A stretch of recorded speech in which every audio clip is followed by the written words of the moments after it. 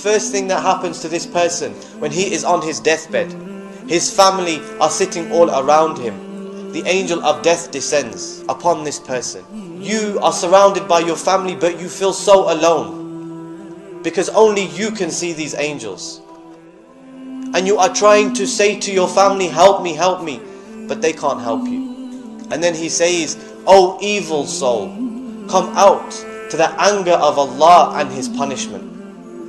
You're in your grave and you can hear your family's footsteps as they leave you. But do you have anywhere to run? Do you have anywhere to hide? Do you have anything that you can protect yourselves with? The fire of Jahannam, it enters into his grave. And his grave, it squeezes him so tight until his ribs begin to close up on one another. The coming of hellfire. And hellfire, brothers and sisters, is not a pit. It is a roaring, raging beast that is held down by 70,000 chains. Holding each chain is 70,000 angels. There is no scene more terrifying on the Day of Judgment than that scene. Every creation of Allah, martyrs, prophets, believers, non-believers, they will fall to their knees. All they are saying is, "Oh Allah, protect us. Oh Allah, protect us." And the hellfire is a place of the most extreme suffering, the most extreme pain, of every level that you can imagine. Physical, mental, spiritual pain and suffering and torment.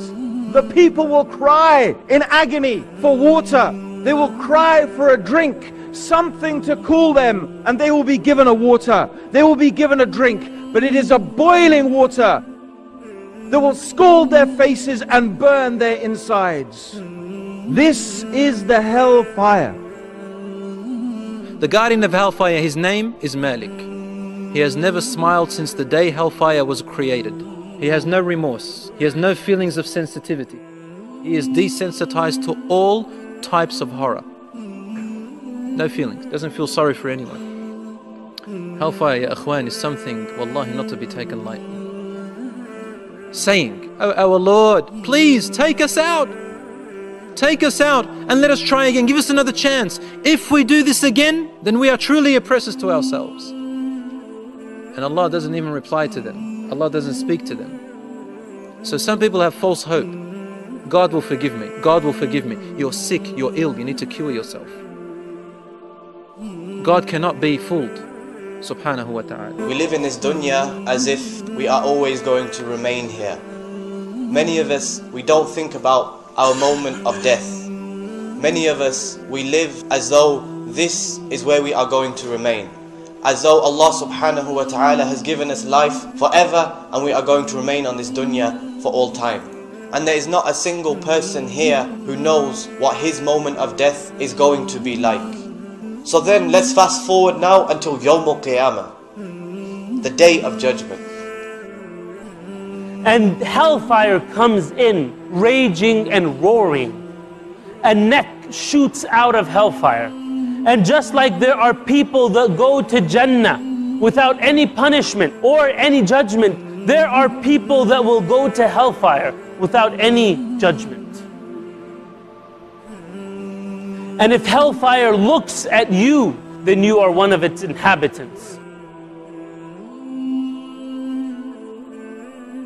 So every person, their eyes are to the ground. They're afraid to look up. And all they can hear is the raging and roaring. Brothers and sisters, I want you to listen to this dialogue. I want you to listen to the words of Allah coming down from 7 skies. Did I not tell you, O children of Adam, that you should not worship shaitan? Verily he is an obvious enemy to you, and that you should only worship me. This is the straight path. Allah will tell us this.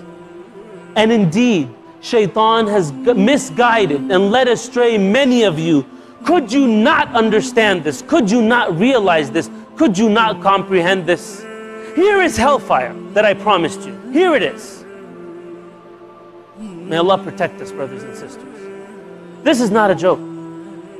Hell, my brothers and sisters, let us talk about hell. Hell is a place that Allah subhanahu wa ta'ala has already created. And when Allah created the hellfire, He said, "Oh Jibreel, go and look at my hellfire." And the angel Jibreel, he looked at the hellfire. He went to Allah, he said, "Oh Allah, anyone who hears about the hellfire, they will never go into it." And then Allah surrounded the hellfire with temptations, with ease. And then Allah said to Jibreel, "Now go and look at my hellfire."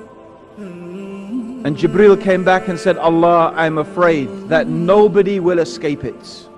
It is a place where Allah subhanahu wa ta'ala, He will burn the skins of the people, and then He will recreate their skins and burn the skins again, so that the people in there will taste the punishment. It is a place of heat, a place of pain. The people will cry in agony for water.